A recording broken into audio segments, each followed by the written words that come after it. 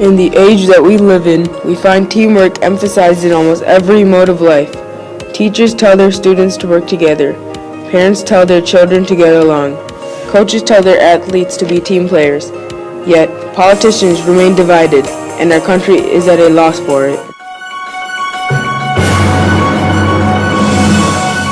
way politics plays in this country, that you do have to belong to different parties.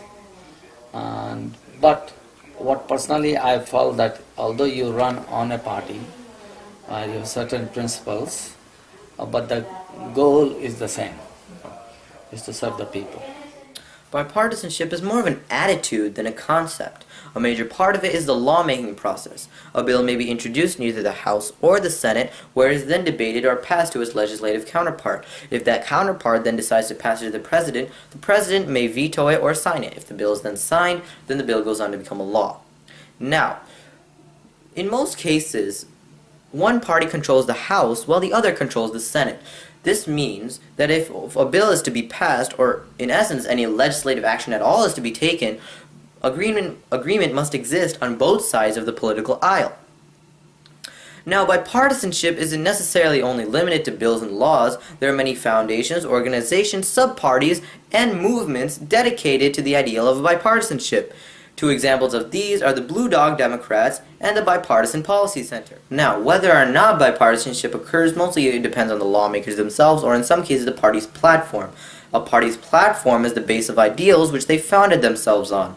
One example of this are the Republicans. For economic policy, the Republicans believe that giving money to the upper class is the best way to go to ensure economic prosperity. The Democrats, on the other hand, believe that giving money to the middle class ensures economic prosperity. Although there are severe differences between these two parties on many issues, the idea of bipartisanship is to reach a compromise for the good of the people. In our society, you have two main parties, of course, the Democratic Party and Republican Party. But in order to get anything done, they need to come together, and they need to be able to exchange ideas and viewpoints and come to a common conclusion for the good of all. Bipartisanship will be especially important in the following 4 years because of the critical state our country is in right now. With all the partisanship in Congress for the last 8 years, we need bipartisanship to get the state of our country optimal once more. Since the lawmaking process requires both sides of the political aisle to agree to have any bills, or in essence, any significant legislative action to occur to help the economy, bipartisanship is by far the most important and significant issue for 2013. The main reason that the economy wasn't able to make a full return in the last 4 years was also because of a lack of bipartisanship. Obstructionism was a common tactic used by the Republican Party to delay or stop bills advocated for by the President and the Democratic Party. The most common examples of Republican obstructionism occur in the Senate, where Republicans were able to use a tactic called a filibuster. A filibuster is a slang term for any action taken to delay the proceeding of a bill in the lawmaking process. Basically, how it works is, the Senate Majority Leader will make a motion to start a vote on a bill. Although, however, many people second that notion.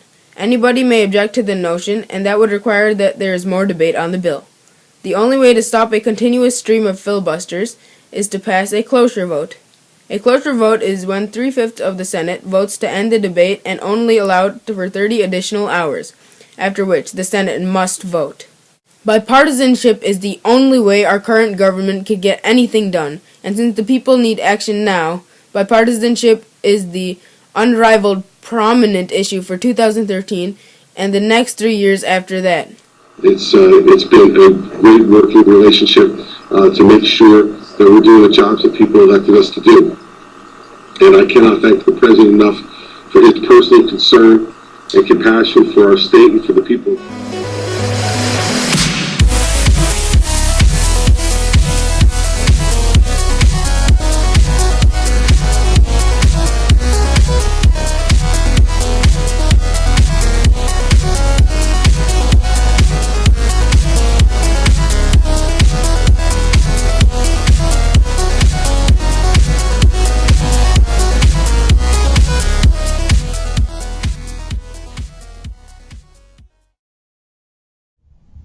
Each time I look at that flag, I am reminded that our destiny is stitched together like those 50 stars and those 13 stripes. No one built this country on their own. This nation is great because we built it together. This nation is great because we worked as a team. This nation is great because we get each other's backs. And if we hold fast to that truth in this moment of trial, there is no challenge too great, no mission too hard. As long as we are joined in common purpose, as long as we maintain our common resolve, our journey moves forward and our future is hopeful.